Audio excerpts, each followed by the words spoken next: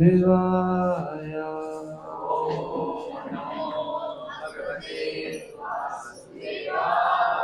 ओम नमो भगवते वासुदेवाय।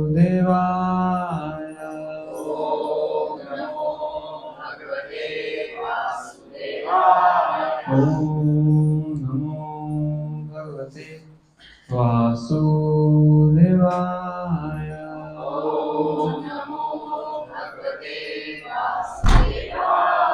नारायणं नमस्कृत्य नरं चैव नरोत्तमं देवीं सरस्वतीं व्यासं ततो जयमुदीरये। नष्टप्रायेषु भद्रेषु नित्यं भागवतसेवया भगवती उत्तम श्लोके भक्तिर्भवति नैष्ठिकी। कृष्णाय वासुदेवाय देवकी नंदनाय च नन्दगोपकुमाराय गोविन्दाय नमो नमः। गोविन्दाय नमो नमः। श्रीमद्भागवतम स्कंद 1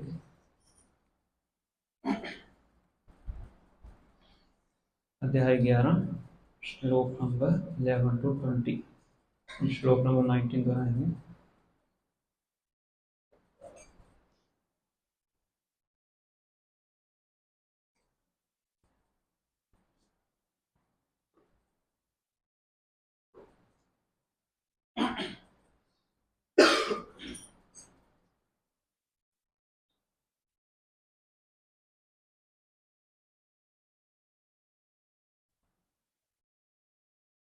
वारमुख्याश्च सदशो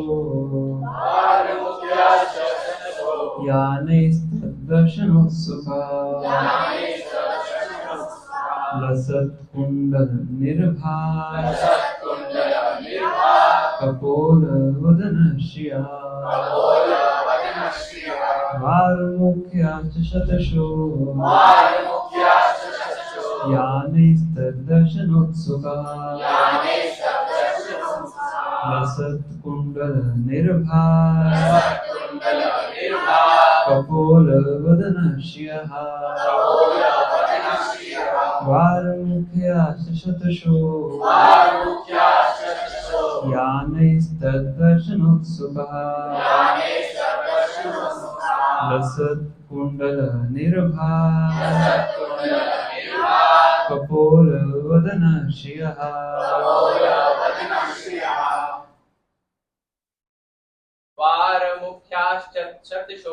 वारमुख्याश्च शतशो यानैस्तद्दर्शनोत्सुकः लसत्कुण्डलनिर्भार कपोलवदनश्रियः। वारमुख्याश्च शतशो यानैस्तद्दर्शनोत्सुकः लसत्कुण्डलनिर्भार कपोलवदनश्रियः। वारमुख्याश्च शतशो यानैस्तद्दर्शनोत्सुकः लसत्कुण्डलनिर्भार कपोलवदनश्रियः।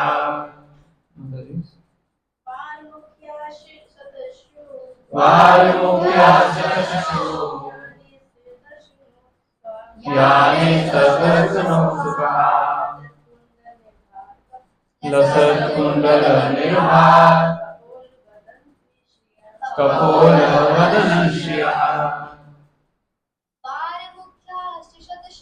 वारमुख्याश्च शतशो यानैस्तद्दर्शनोत्सुकः लसकुण्डलनिर्भार कपोलवदनश्रियः शब्दार्थ अनुवाद में तात्पर्य श्री लघुपंथ जी के महाराज स्वरूपाद की और मुख्यः विख्यात विषयें च तथा शतशः सैकड़ों या नहीं स्वारियों द्वारा तत्दर्शन उनसे भगवान श्री कृष्ण से भेंट करने के लिए उत्सुकः अत्यंत उत्सुक लसर लटकते हुए कुंडल कान के आभूषण निर्भार चमकते हुए कपोल ललाट वदन मुख श्रियः सौंदर्य। अनुवाद का ध्यान से सुने। उसी समय सैकड़ों विख्यात वेश्याएं विविध सवारियों पर आरूढ़ होकर आगे बढ़ चली। वे सभी भगवान से मिलने के लिए अत्यंत उत्सुक थी और उनके सुंदर मुखमंडल चमचमाते कुंडलों से सुशोभित थे, जिनके कारण उनके ललाट की शोभा बढ़ रही थी। तात्पर्य, यदि वेश्याएं भगवत भक्त हों तो हम उनसे भी घृणा नहीं कर सकते। आज भी भारत के बड़े बड़े नगरों में ऐसी अनेक वेश्याएं हैं जो भगवान की निष्ठावान भक्त हैं। समय के फेर से किसी को ऐसा पेशा ग्रहण करना पड़ जाता है जो समाज में सम्मानित ना हो, लेकिन इसके कारण भगवत भक्ति करने में कोई व्यवधान नहीं आता। भगवान की भक्ति समस्त परिस्थितियों में बेरोक टोक रहती है। इस वर्णन से ज्ञात होता है कि आज से 5000 वर्ष पूर्व द्वारका जैसे नगर में भी जहां श्री कृष्ण निवास कर रहे थे, वेश्याएं रहती थी। इसका अर्थ यह है कि समाज के समुचित निर्वाह के लिए वेश्याएं भी आवश्यक अंग हैं। सरकार शराब की दुकानें खोलने देती है तो इसका अर्थ यह नहीं है कि सरकार मदिरापान को प्रोत्साहित करती है। भाव यह है कि लोगों का एक ऐसा वर्ग है जो किसी भी कीमत पर मदिरापान करेगा, और ऐसा अनुभव है कि मद्य निषेध से बड़े बड़े शहरों में शराब की तस्करी को बढ़ावा मिला है। इस प्रकार जो व्यक्ति घरों में संतुष्ट नहीं हो पाते हैं, उन्हें ऐसी छूट की अपेक्षा रहती है, और यदि वेश्याएं ना हो तो ऐसे निम्न लोग दूसरों को वेश्यावृत्ति के लिए प्रेरित करेंगे। अच्छा हो कि वेश्याएं बाजारों में उपलब्ध हों, जिससे समाज की पवित्रता कायम रहे। समाज के अंदर वेश्यावृत्ति को प्रोत्साहन देने की अपेक्षा वेश्या वर्ग को बनाए रखना अच्छा होगा। वास्तविक सुधार तो सभी लोगों को भगवत भक्त बनने के लिए प्रबुद्ध करना है, जिससे जीवन के समस्त पतन उन्मुख कारकों पर रोक लगेगी। विष्णु स्वामी वैष्णव संप्रदाय के महान आचार्य श्री बिल्व मंगल ठाकुर अपने गृहस्थ जीवन में एक वैश्या के प्रति अत्यधिक आसक्त थे, जो भगवान की भक्त थी।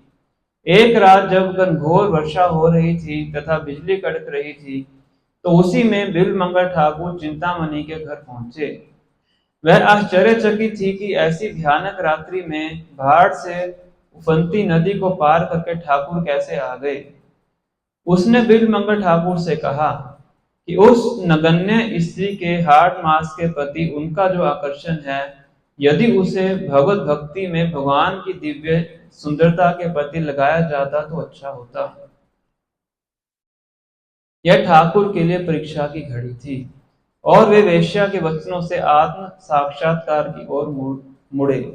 बाद में उन्होंने उस वेश्या को अपना गुरु माना, और उन्होंने अपने काव्य में कई स्थलों पर चिंतामणि के नाम का गुणगान किया है, जिसने उन्हें सही मार्ग दिखलाया।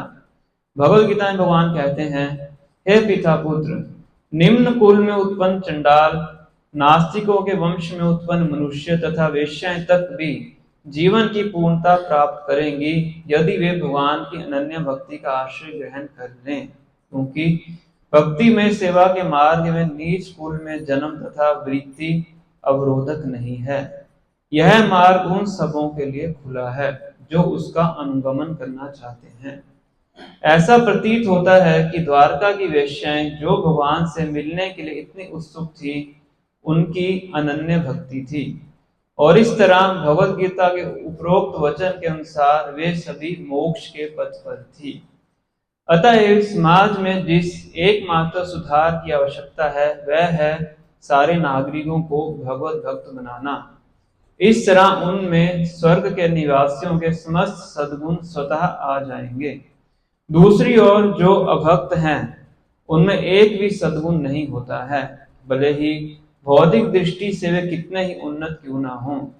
अंतर इतना ही है कि भगवत भक्त मोक्ष के पथ पर होते हैं, लेकिन अभक्त भवबंधन में अधिकाधिक उलझने के मार्ग पर होते हैं।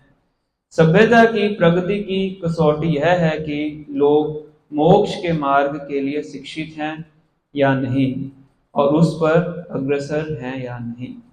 ओम अज्ञानतिमिरन्धस्य ज्ञानाञ्जनशलाकया चक्षुरुन्मीलितं येन तस्मै श्रीगुरवे नमः। धन्यमनोभीष्टं स्थापितं येन भूतले स्वयं रूपः कदा मह्यं ददाति स्वपदान्तिकम्। वन्देऽहं श्रीगुरो श्रीयुतापत्कमलं श्रीगुरून् वैष्णवांश्च श्रीरूपं साग्रजातं सहगण रघुनाथान्वितं तं सजीवं साद्वैतं सावधूतं परिजनसहितं कृष्ण चैतन्यदेवं श्रीराधा कृष्ण पादान् सहगण ललिता श्रीविशाखान्वितांश्च। हे कृष्णा करुणा सिंधु दीनबंधु जगत्पते गोपेश गोपिका कांत राधा कांत नमस्तुते। तप्त कांचन गौरांगी राधे वृंदावनेश्वरी वृषभानुसुते देवी प्रणमामि हरिप्रिये। वाञ्छाकल्पतरुभ्यश्च कृपा सिन्धुभ्येव च पतितानां पावनेभ्यो वैष्णवेभ्यो नमो नमः। जय श्री कृष्ण चैतन्य प्रभु नित्यानंद श्री अद्वैत गदाधर श्रीवासादि गौर भक्तवृंद।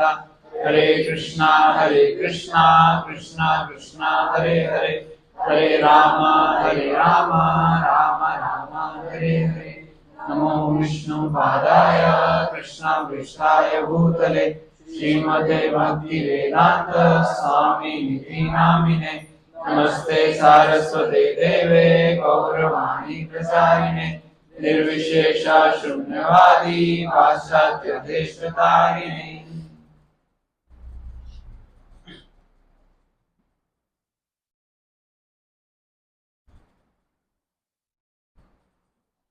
हरे कृष्णा। आप सबका हार्दिक स्वागत है।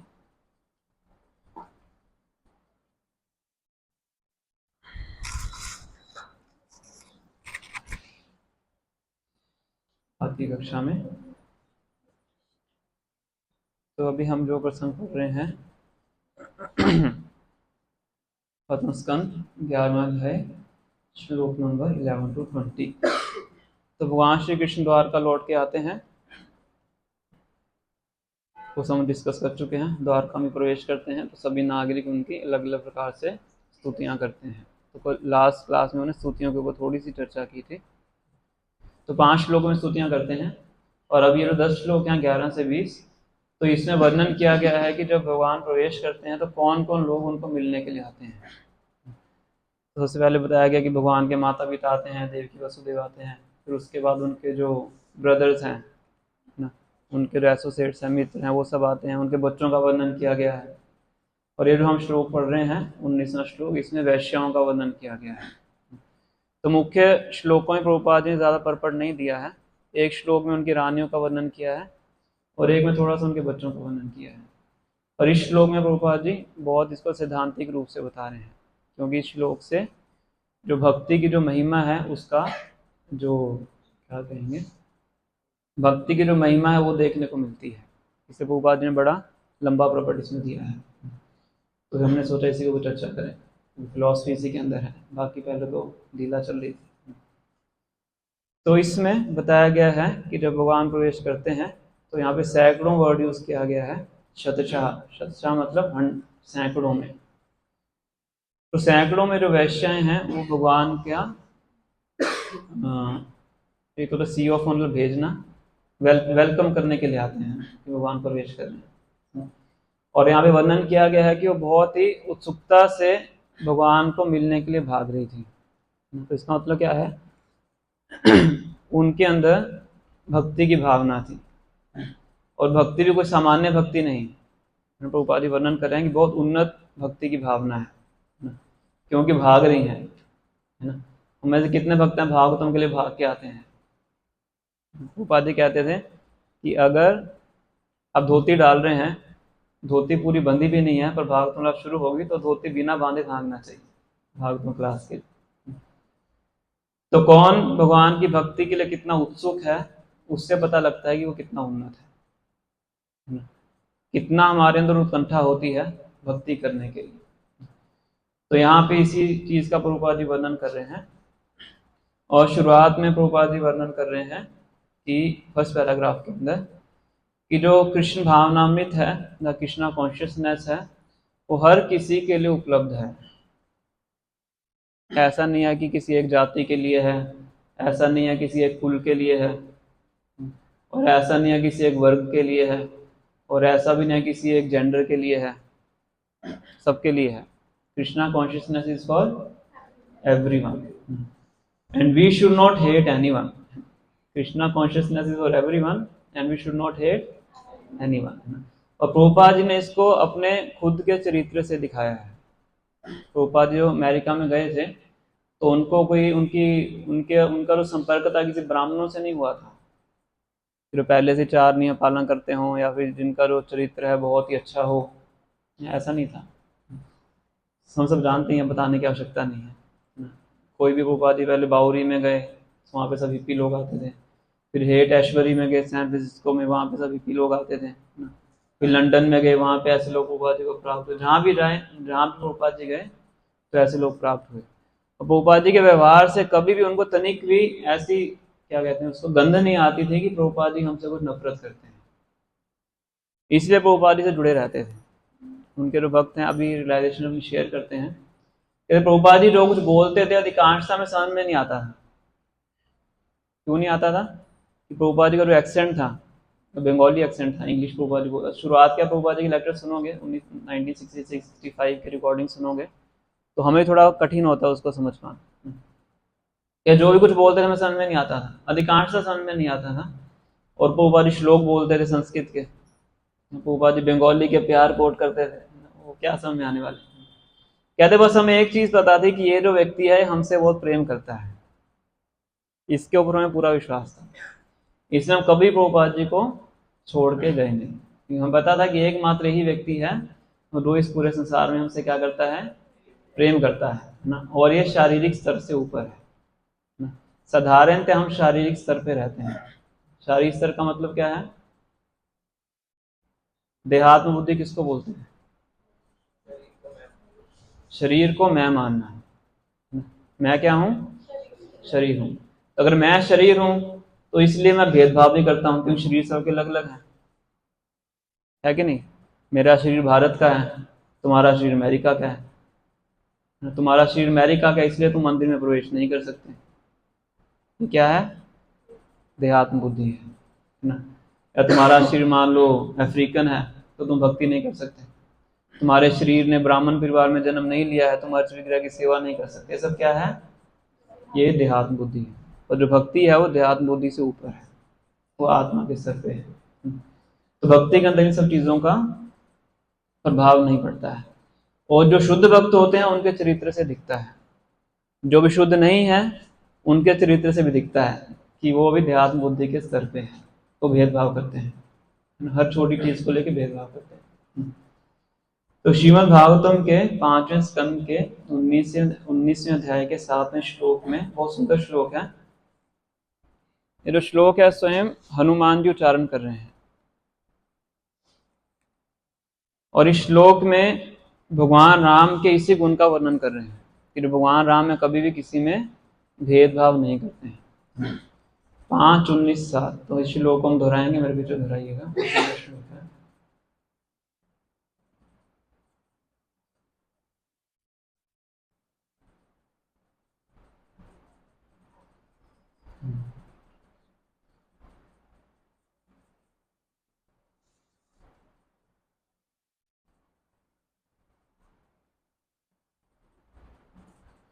ना जन्मनूनं महतो न सौभगम्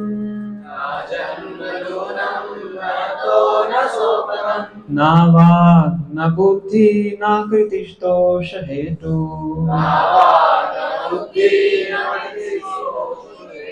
तैर्यदुशिष्टान् अपि नो वनोकसा चकार सख्ये बत लक्ष्मणाग्रजा।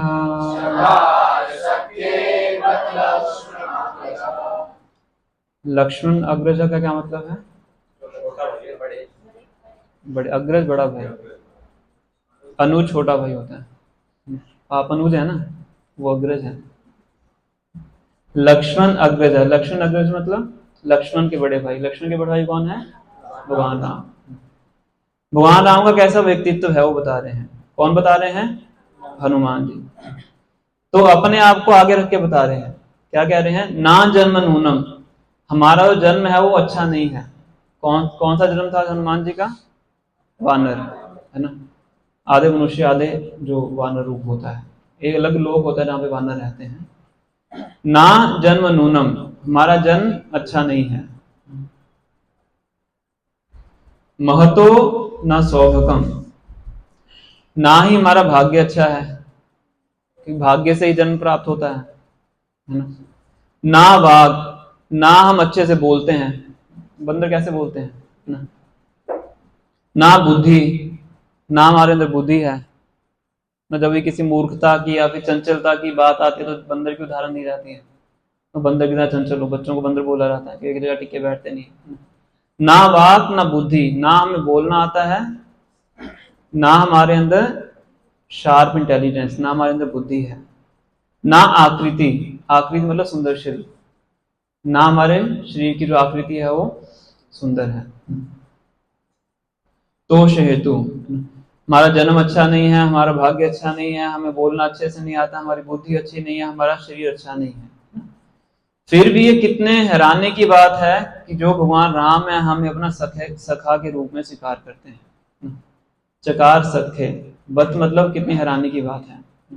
सखे मतलब हमें अपने सखा के रूप में स्वीकार करते हैं। और आगे भी बताते हैं कि हालांकि हम जंगल के वासी हैं, एक चीज और छूट गई थी, वनौकसाम, वन में रहने वाले हैं, पेड़ों पे सोते हैं, पेड़ों पे रहते हैं, पेड़ों के फल ही खाते हैं, है ना। तो ये सब क्या है? डिस्क्वालिफिकेशन है। जन्म अच्छा नहीं है, भाग्य अच्छा नहीं है, तो कहते हैं ना मेरा तो पूरा भाग्य ही खराब है। तो भाग्य भी अच्छा नहीं है, जन्म भी अच्छा नहीं है, बोलना भी नहीं आता है, बुद्धि भी नहीं है, शरीर भी अच्छा नहीं है, जंगल में रहते हैं, पर फिर भी क्या है? भगवान राम क्या कैसे हमारे साथ बर्ताव करते हैं? हमें सखा मान। सखा मानने का मतलब क्या? गले भी लगाते हैं ना। कोई बंदर आ जाए आपके पास, गले लगाओगे उसको?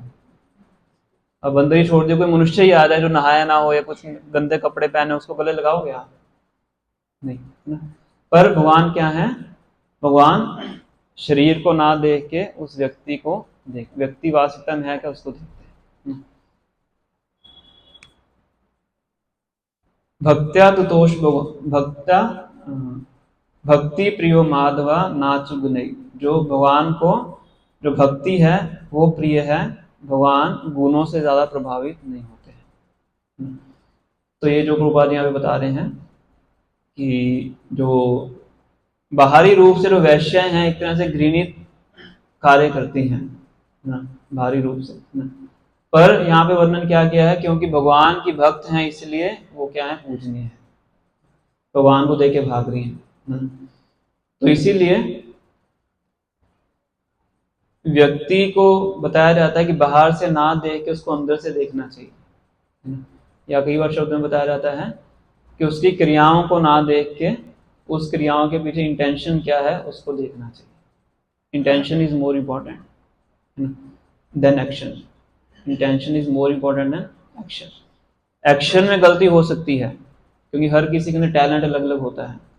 कोई बहुत अच्छे तरीके से कार्य कर सकता है, कोई ज़्यादा अच्छे तरीके से कार्य नहीं भी कर सकता है ना, पर उसके पीछे इंटेंशन क्या है वो ज़्यादा इम्पोर्टेंट है। इसलिए कहते हैं भावग्राही जनार्दना। भगवान किसको स्वीकार करते हैं? भाव को ही ग्रहण करते हैं। तो प्रभुपाद जी आगे एक यहाँ पे कथा भी सुना रहे हैं कि भागवतम में बहुत सी वैश्यों का वर्णन आता है जो कि भक्त हैं। खासकर जो एक मुझे याद आ रहा है, एक पिंगला नाम की वैश्य है, 11th कैंटो में उनका वर्णन आता है कि इस प्रकार से भगवान की भक्ति को स्वीकार करती है। और एक वैश्य है जिनका हम वर्णन सुनते हैं वो है चिंतामणि, जिसका प्रभुपाद यहाँ पे तात्पर्य वर्णन करें। तो चिंतामणि एक वैश्या थी और एक व्यक्ति थे जिनका नाम था बिल्वमंगल, शायद पहले भी यही नाम था उनका आचार्य बनने से पहले। तो वो उस वैश्या से बहुत आसक्त थे, उनके पास जाया करते थे। तो एक दिन क्या होता है, उनके पिताजी की मृत्यु होती है, तो बहुत दुखद घटना हो जाती है ना। पर उस वैश्य से इतना आसक्त होते हैं उस दिन भी उसके पास जाए बिना वो रह नहीं सकते। तो पिताजी के जो भी क्रिया वगैरह कर्म करना था उसको करके वो उसके पास जाने के लिए निकलते हैं। तो बताया जाता है कि रास्ते में बहुत ज्यादा तूफान चल रहा होता है, वो बात हमने पढ़ा है ना। तूफान चल रहा होता है, आंधी चल रही होती है और एक नदी को क्रॉस करना होता है और नदी पूरी भरी होती है पानी से, उसमें बहुत से लहरें होती हैं और पार करने के लिए भी नौका नहीं होती और इतने उत्सुक होते हैं जाने के लिए। तो वहां पे उनको एक शव दिखाई पड़ता है। शव मतलब डेड बॉडी है ना। तो जो डेड बॉडी है वो फ्लोट करती है ऊपर, पानी के ऊपर फ्लोट करती है। जीवित व्यक्ति डूब जाता है पर डेड बॉडी फ्लोट करती है। तो उस डेड बॉडी को का सहारा लेके नदी पार करते हैं। सोच के देखिए, रात का समय है ना, इतने उत्सुक होते हैं। फिर जाते हैं तो उसका जो दरवाजा तो बंद होता है कि वो भी सोचते हैं कि आज तो पिताजी की मृत्यु होती है, आज तो नहीं आ सकता। तो क्या करते हैं, वो छत पे चढ़ना है और छत पे क्या चढ़े, रस्सी नहीं है, तो छत से एक सांप लटक रहा होता है। तो सांप का सहारा लेके छत पे चढ़ते हैं, इतने ज्यादा उत्सुक होते हैं। तो पहुंचते हैं उनके पास, वो वैश्या थी, बताया गया कि वो भक्त थी, ऐसे उन्होंने पढ़ा है। तो वैश्या उनको बहुत डांटती है, कहती है कि जितना उत्सुक तुम मेरे पास आने के लिए हो, अगर इतना ही उत्सुक तुम भगवान कृष्ण के पास जाने के लिए हो जाओ, तुम्हारा पूरा जीवन बदल जाएगा, तुम्हें मुक्ति प्राप्त हो जाएगी। तो मेरे प्रति आसक्त होने से तुम्हें कुछ मिलने वाला नहीं है, तुम्हारा जीवन नरक की ओर ही जाएगा। और अगर इतनी ही आसक्ति तुम्हारी किसके प्रति हो जाए, भगवान श्री कृष्ण के प्रति हो जाए, तुम्हारा जीवन सफल हो जाए। अब ये वाक्य उनके दिमाग में घर कर जाता है। अब ऐसी स्थिति में कोई इतना जोर से बोल दे तो उसी टाइम क्या करते हैं, चिंतामणि को अपना गुरु स्वीकार कर लेते हैं कि तुम मेरी गुरु हो, है ना। तो उसके बाद क्या करते हैं, तुरंत घर नहीं जाते, वहां से वृंदावन की ओर निकल पड़ते हैं कि अब मुझे इन चक्रों में नहीं पड़ना है, अब तो मुझे कहाँ जाना है, वृंदावन जाना है। पर पुराने संस्कार बहुत गहरे होते हैं कि संस्कार एकदम से पीछा नहीं छोड़ते हैं। तो रास्ते में जा रहे होते हैं तो किसी ब्राह्मण के घर में रुकते हैं।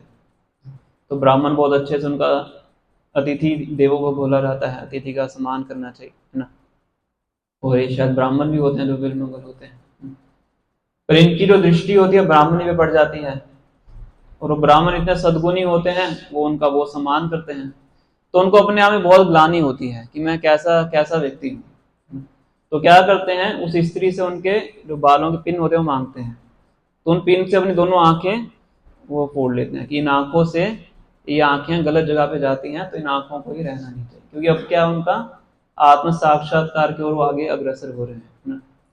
फिर उसके बाद बताया जाता है कि वो फिर ऐसे बिना आंखों के वृंदावन की ओर चलते हैं। तो रास्ते में भगवान स्वयं आते हैं, उनका हाथ पकड़ के उनको वृंदावन लेके जाते हैं। तो फिर उसके बाद उनका नाम बिल्वमंगल ठाकुर पड़ता है, शायद नाम चेंज होता है, पहले ही नाम मुझे पता नहीं है, तो शास्त्र में इसका वर्णन किया गया है। तो फिर वृंदावन में आके बहुत अच्छे तरीके से भगवान की भक्ति करते हैं। जो विष्णु स्वामी संप्रदाय हैं उनके प्रमुख आचार्यों में से एक आचार्य हैं, और जो हम चोर अष्टकम गाते हैं, कितनों को पता है चोर अष्टकम? तो बिलमंगल ठाकुर के द्वारा लिखा गया। बहुत से इन्होंने बहुत सी रचनाएं की हैं, बहुत सी पोइम्स लिखी हैं, बहुत से श्लोक लिखे हैं। एक श्लोक प्रभुपाद जी हमेशा कोट किया करते थे, मुक्ति स्वयं मुकुलितांजलि सेवते अस्मा। ये बिलमंगल ठाकुर बोलते हैं कि जब से मैंने भगवान श्री कृष्ण की भक्ति करनी शुरू की है, तो ये जो मुक्ति है वो स्वयं मेरे आगे हाथ जोड़ के खड़ी हुई है, क्या मुझे स्वीकार कीजिए। और मैं भगवान श्री कृष्ण की भक्ति में इतना आनंद प्राप्त कर रहा हूँ कि मैं इस मुक्ति को भी स्वीकार नहीं कर रहा। भक्त मुक्ति स्वीकार नहीं करते हैं, उससे ऊपर भगवान के धाम को जाना चाहते हैं, तो इतने उच्च कोटि के भक्त बनते हैं। शुरुआत कहाँ से हुई है? एक वैश्य से। जो वैश्य भी क्या थी? भक्त थी। तो भक्त के साथ हमें किसी भी तरीके से कुछ संपर्क हो जाए तो हमारे जीवन का उद्धार होता है, किसी भी कैसी परिस्थिति क्यों ना। तो वो बात यहाँ पे वर्णन कर रहे हैं कि चाहे पूर्व कर्मों के कारण किसी को हो सकता है कुछ घृणित पेशा भी करना पड़े, पर अगर वो भगवान श्री कृष्ण की भक्ति करना चाहता है तो उसमें कोई भी बाधा नहीं है। सावै पुंसाम परो धर्मो यो तो भक्ति हृदोक्षदे अहेतु की अप्रतिहता यह आत्मा सुप्रसिद्धति। तो भक्ति की क्वालिटी है अप्रतिहता। अप्रतिहता मतलब किसी प्रकार की भौतिक परिस्थितियां भक्ति करने में बाधा नहीं पड़ सकती। कोई भी भौतिक परिस्थिति भक्ति में बाधा नहीं पड़ सकती। अगर कोई भौतिक परिस्थिति भक्ति में बाधा पड़ रही है तो मतलब क्या है? वो हमारे माइंड की प्रॉब्लम है, मन की समस्या है, परिस्थितियों की समस्या नहीं है, मनोस्थिति की समस्या है। तो मनोस्थिति हमारी स्ट्रांग होनी चाहिए, परिस्थितियों में इतनी शक्ति नहीं है कि भक्ति को रोक सके।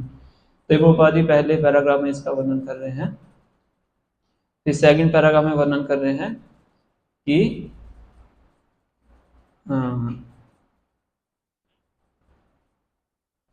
भगवद गीता के 9th चैप्टर के 32nd वर्ष को कोट कर रहे हैं। माम ही पार्थ व्यपाश्रित्या यह पापयोनिः स्त्री वैश्यो तथा शूद्रो ते यान्ति परां गतिम्। कि हे अर्जुन, अगर कोई मेरी भक्ति करता है, मेरी शरण में आता है, तो चाहे स्त्री क्यों ना हो, वैश्य ही क्यों ना हो, शूद्र ही क्यों ना हो, वो भी इस जीवन के लक्ष्य को प्राप्त कर सकता है। तो यहाँ पर जो वैश्य है, वैश्य मतलब मर्चेंट, यहाँ पे शब्द का यह अर्थ है व्यापारी। स्त्री वैश्य तथा शूद्र ते यान्ति परां गतिम्। तो वो भी मेरे क्या कर सकता है? भक्ति करके क्या प्राप्त कर सकता है? पराम गतिम, टॉप मोस्ट डेस्टिनेशन। मतलब क्या है? कोई कैसा भी क्यों ना हो, भक्ति करेगा तो पहुंच जाएगा। इसलिए प्रभुपाद जी कहते हैं कि इसलिए इस सोसाइटी का अगर किसी भी तरीके से कुछ अच्छा अगर आप करना चाहते हो, रिफॉर्मेशन करना चाहते हो, तो क्या करना चाहिए? सोसाइटी में भक्ति का प्रचार करना चाहिए। किसी भी तरीके से समाज का सुधार अगर आप करना चाहते हो तो एकमात्र तरीका क्या है? कृष्ण भावनामृत को फैलाना, उनको भक्त बनाना। जैसे भक्त बन जाएगा, सारे सद्गुण उसके अंदर अपने आप ही आने शुरू हो जाए। श्रीमद् भागवत में श्लोक आता है, यस्यास्ति भक्तिर्भगवती अकिंचना सर्वैः गुणैस्तत्र समासुते सुरा हराव भक्तस्य कुतो महद्गुणा मनोरथेनास्ति धावतो गहि। तो कहते हैं यस्यास्ति भक्ति भगवती अकिंचना, कि जो भगवान श्री कृष्ण की अकिंचन भक्ति करता है, उस व्यक्ति के अंदर क्या होता है? सर्वै गुणैः सत्र समासते सुरा। जितने भी देवी देवताओं के गुण होते हैं उसके अंदर अपने आप ही विकसित होने शुरू हो जाते हैं। जितनी उत्सुकता से, जितनी गहराई से भक्ति करेगा, उतनी गहराई में उसके अंदर गुणों का प्रभाव पड़ता है। सर्वै गुणैः सत्र समासते सुरा, देवी देवताओं के सारे गुण प्रकट हो जाते हैं ना। हराव अभक्तस्य कुतो महद्गुणा, जो भगवान हरि का भक्त नहीं है उसके अंदर कोई भी गुण स्थिरता से प्राप्त नहीं हो सकता है। क्यों? क्योंकि वो मन के धरातल के ऊपर चल रहा है, मनोरथेन, मन के रथ के ऊपर है। तो जहां उसका मन लेके जाएगा वहीं भागता रहेगा। मनोरथेनास्ति धावतो गहि। इसलिए अगर हमें अपने अंदर भी सद्गुणों को विकसित करना है तो उसका शॉर्टकट क्या है? क्या शॉर्टकट है? भगवान श्री कृष्ण की भक्ति करना। भक्ति की शुरुआत कहां से होती है? किसका श्रवण? भगवान के नाम का। हरे कृष्णा कृष्णा कृष्णा हरे हरे, हरे राम राम राम हरे हरे। और अंतिम पैराग्राफ में श्रील प्रभुपाद थोड़ा सा इंगित कर रहे हैं कि कृष्ण भावनामृत के अंदर कोई भी व्यक्ति कुछ भी कार्य कर सकता है, तो कभी भी किसी को अंडरमाइन नहीं करना चाहिए। अंडरमाइन मतलब नीचा नहीं मानना चाहिए ना, कि ये तो नहीं कर सकता है, ना इसको तो बोलना भी नहीं आता है,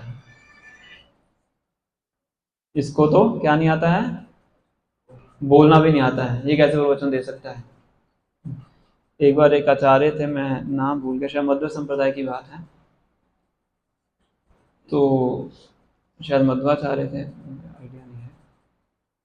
तो उनके शिष्य उनसे पूछते हैं कि गुरुदेव आपके जाने के बाद कौन आगे प्रचार करेगा। तो माता जी का फोन लेके साइलेंट कर देंगे, किसी और को दे दे, वो कर देंगे। तो वो उनके डिसाइपल क्या पूछते हैं, आपके अप्रकट होने के बाद, मतलब आपके जाने के बाद क्या आप इस प्रचार कौन करेगा। तो वो जो गुरु होते हैं वो देखते हैं वहां पे बैल बैठा होता है बैल बैठा होता है, तो कहते हैं कि ये बैल करेगा। तो सब पूरे चौंक जाते हैं, उनको लगा गुरु जी शायद मुझे बोलेंगे, है ना कि तुम करोगे, तुम एक महान शिष्य हो, हर बात मानते हो, है ना? पर किसको बोलते हैं वो, बैल को। क्यों बोलते हैं, क्योंकि बैल उनकी क्लासेस को सुनता था। वो जहां भी प्रवचन देने जाते थे, बैल के ऊपर में किताबों को लोड करके जाते थे ना। और जब भी प्रवचन होता तो बैल, जैसे गाड़ी होती है ना वही बैठती है, तो बैल वहीं बैठता है। तो वो देखते थे कि जब वो प्रवचन शुरू करते थे बैल जुगाली करना बंद कर देता है। पशु जुगाली करते हैं ना, मुंह हिलाते रहते हैं, जो पहले खाया उसी को दोबारा खाते रहते हैं। पर जब वो बोलते थे तो क्या करता था बैल, चुप कर, मतलब बंद कर देता, सारे कार्य क्या करता, चुप कर बैठ के, मतलब आराम से बैठ के क्या करता था, सुनता था। समझ में आता होगा नहीं आता होगा पता नहीं, कि उसको क्या कौन सी वर्डिंग समझ में आती है, पर वो ध्यान देता था ना। तो इसलिए उन्होंने बोला कि कौन आगे प्रचार करेगा, ये बैल करेगा। फिर बाद उस बैल की मृत्यु होती है, फिर वही बैल फिर भक्त बन के पैदा होता है। उनका नाम मुझे पता नहीं, शायद जयतीर्थ नाम था, क्या था। फिर वही व्यक्ति आगे उनकी सारी बुक्स को ट्रांसलेट करके उनका प्रचार करते हैं। तो क्या समझ में आया इसमें, कि कृष्ण महाराज ने कभी भी किसी को छोटा नहीं समझना चाहिए। हमें नहीं पता कौन क्या कार्य कर सकता है ना। तो ऐसे बहुत से इंसिडेंट हैं।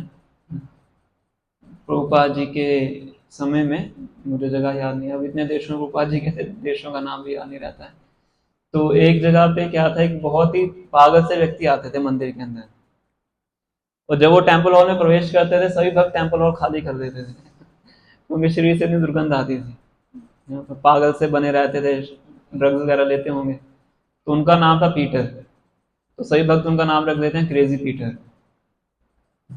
और उनको मंदिर में तो रखते नहीं है, मंदिर के पर उनको मंदिर में आना बड़ा अच्छा लगता है। तो एक बार उनको पता लगा कि प्रभुपाद जी आने वाले हैं, उनको पता नहीं था प्रभुपाद जी कौन है, उनको स्वामी जी आने वाले हैं। तो सब प्रभुपाद जी स्वागत में इकट्ठे हो जाते हैं।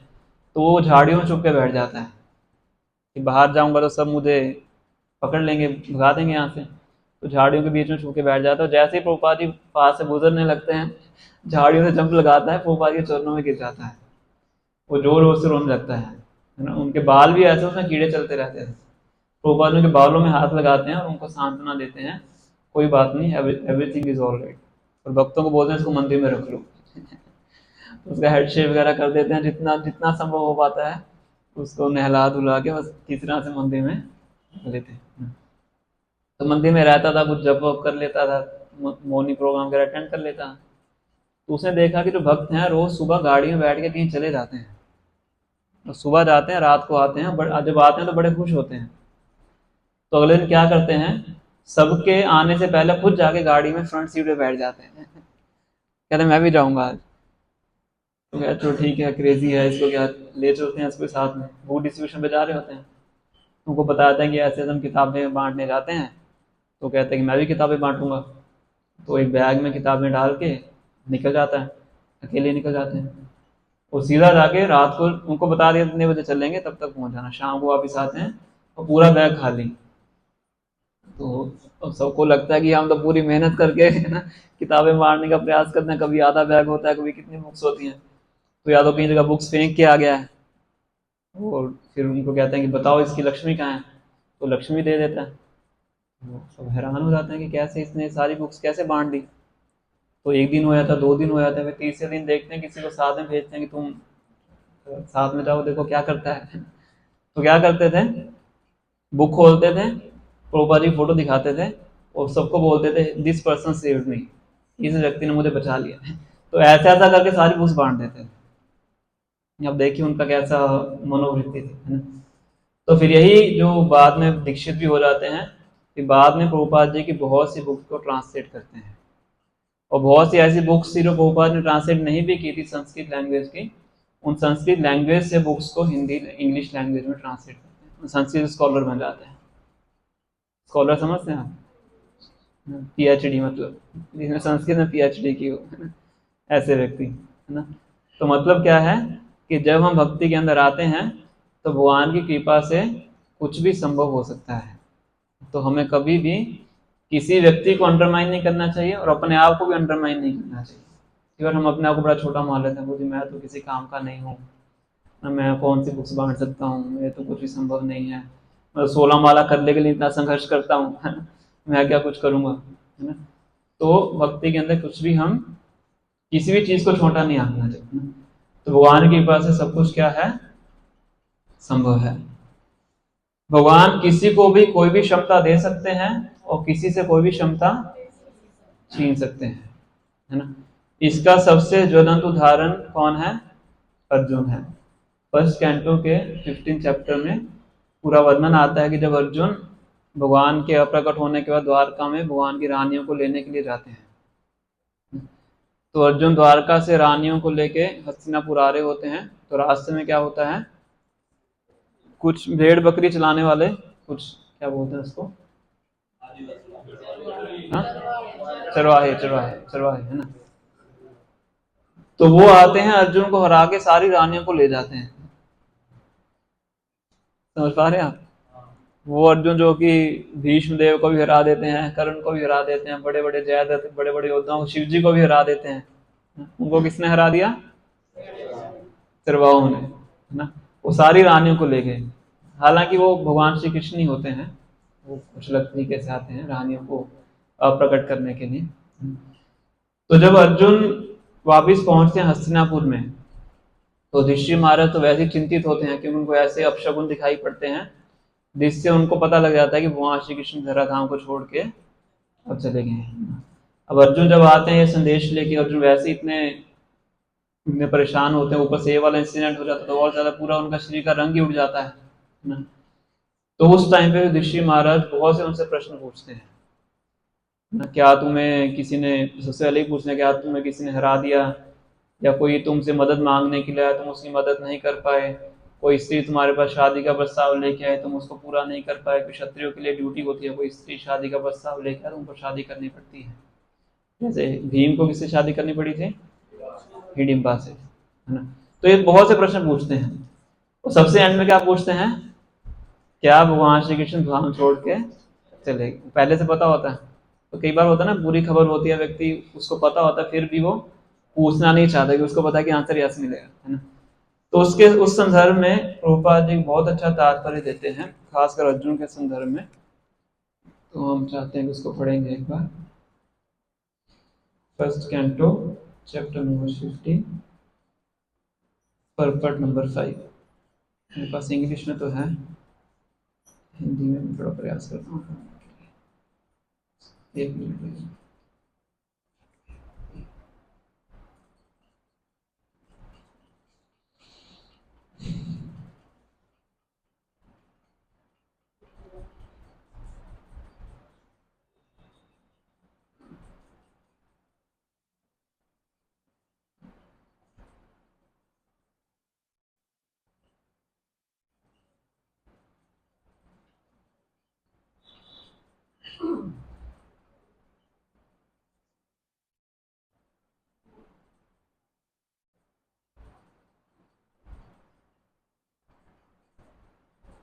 थोड़ा बड़ा है तो ध्यान से सुनिएगा।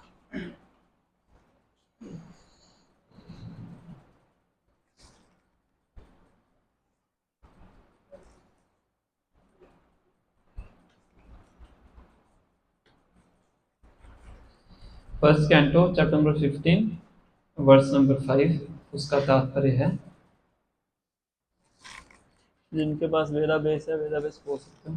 थोड़ा सा इसका फोकस ठीक कर दीजिए, उधर घुमाने वाला लेंस के पास।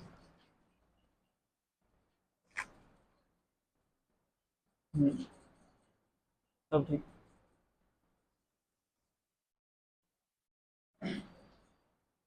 ट्रांसलेशन पढ़ देता हूं मैं, जिसके अधिकार पढ़े पढ़े।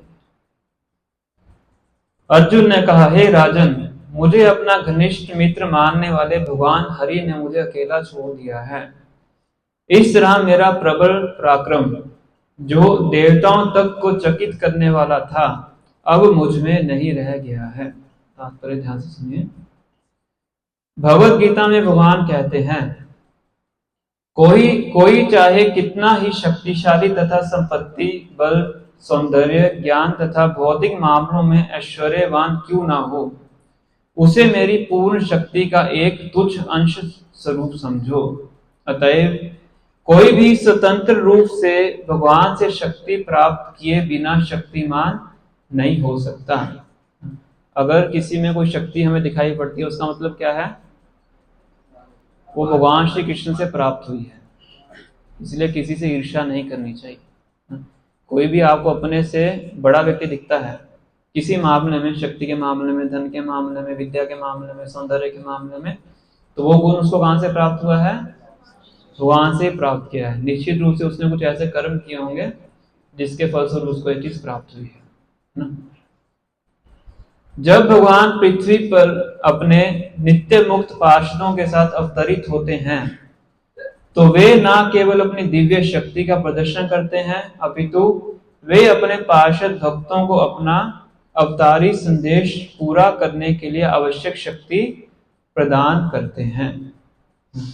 तो भगवान अपने संगीगणों को शक्ति प्रदान करते हैं कुछ कार्य करने के लिए।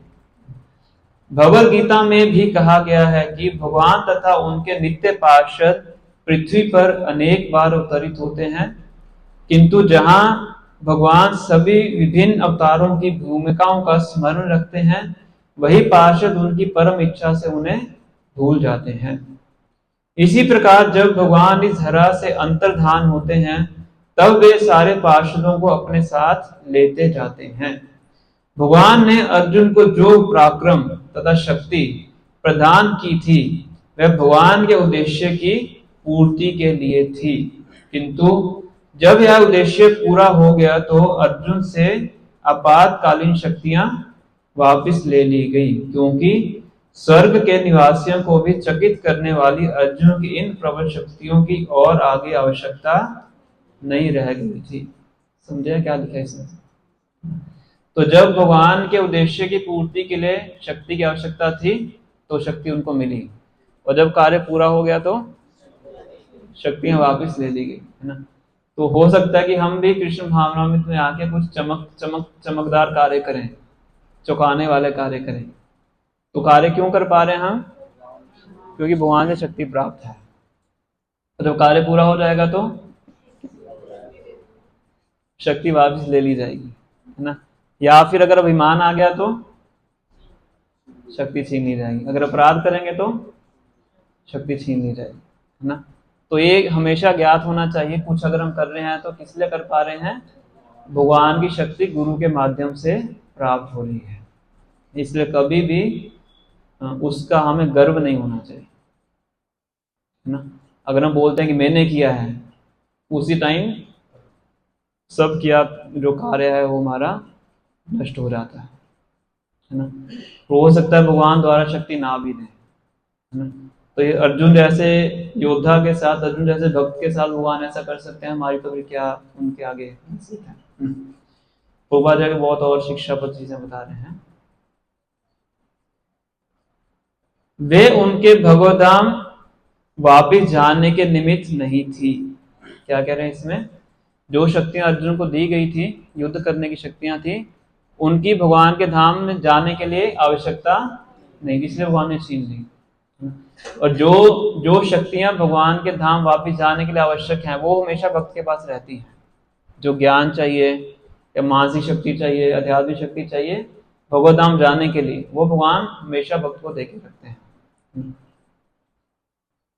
यदि अर्जुन जैसे महान भक्त को या स्वर्ग के निवासियों को भगवान शक्ति प्रदान कर सकते हैं एवं शक्ति वापस भी ले सकते हैं, तो उन शूद्र प्राणियों के विषय में तो क्या कहा जा सकता है जो ऐसे महात्माओं की तुलना में नगण्य है। हमारी बात कर रहे हैं, डायरेक्ट रूप से ना करके इनडायरेक्ट में कह रहे हैं।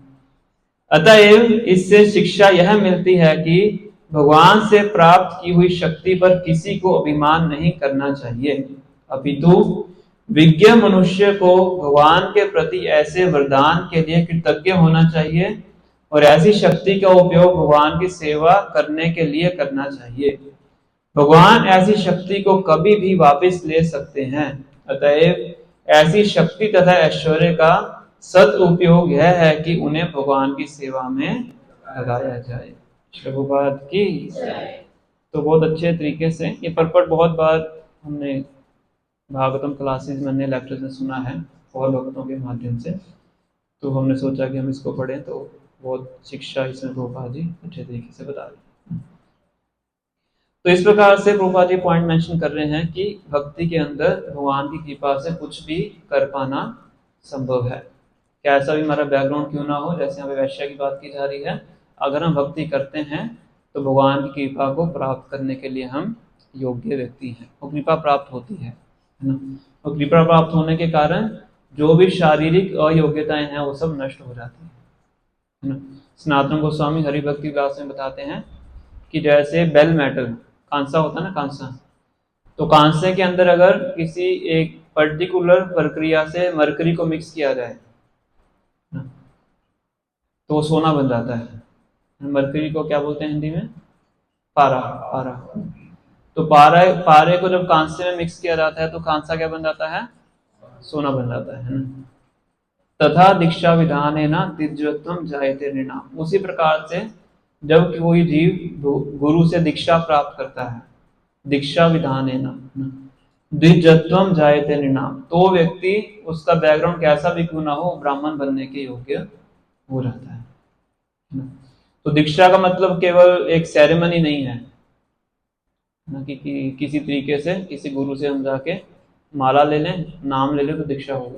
दीक्षा मतलब ये नहीं है। दीक्षा मतलब क्या है कि उनके द्वारा दिए गए आदेशों को उचित रूप से पालन करें, नियमित रूप से और उचित रूप से पालन करें, इसको दीक्षा बोलते हैं। सेरेमनी सेकेंडरी है ना।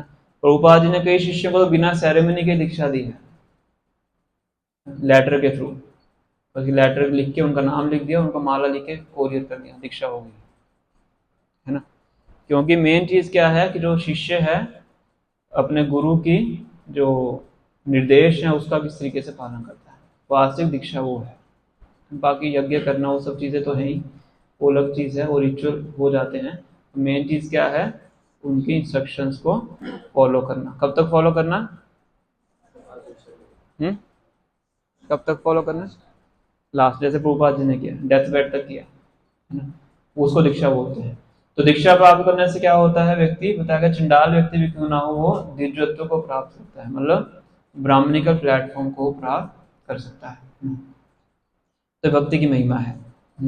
इसीलिए प्रभुपाद जी लास्ट में बोल रहे हैं an organized effort should be required to turn citizen into devotees. एक ऑर्गेनाइज मतलब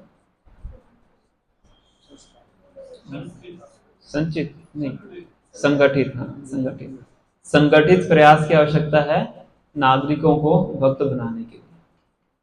और जब भी संगठन होता है, ऑर्गेनाइजेशन होता है, तो कुछ समस्याएं भी होती हैं ना।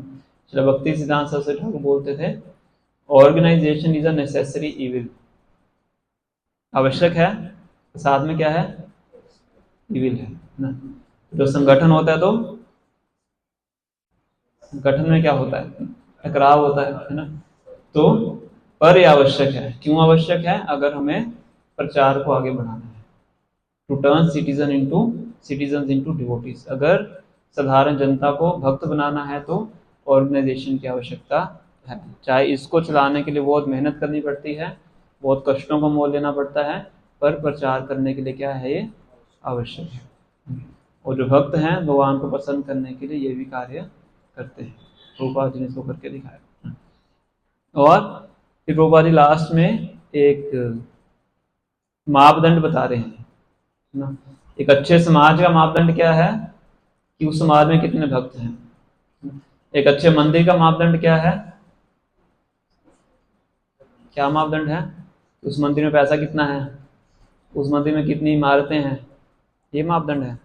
मंदिर का मापदंड क्या है कि उसमें रहने वाले जो भक्त हैं किस तरीके से भक्ति का पालन करते हैं, ये मंदिर का मापदंड है। प्रभुपाद जी कहते थे कि आप कितना प्रचार कर रहे हैं, इसके दो बैरोमीटर्स हैं। पहला तो है कितने भक्त आप बना रहे हैं, दूसरा कितनी पुस्तकें आप बांट रहे हैं।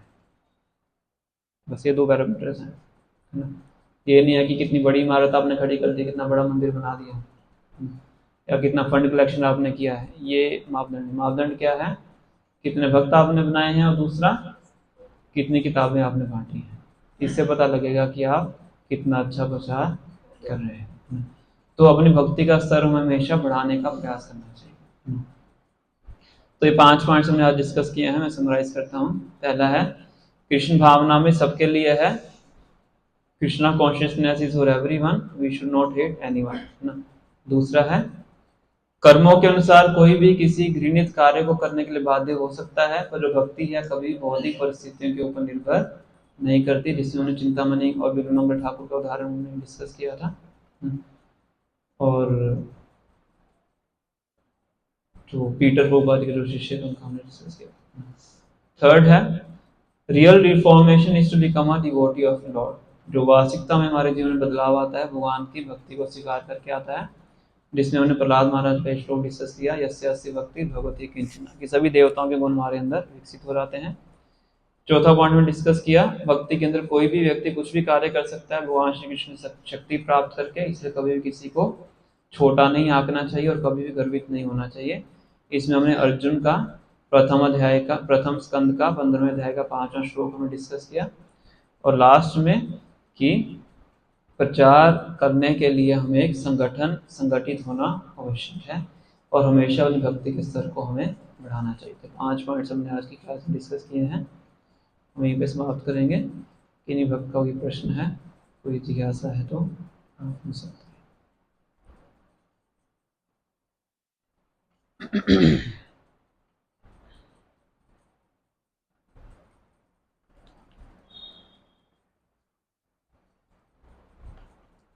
कोई प्रश्न है किसी वक्त का?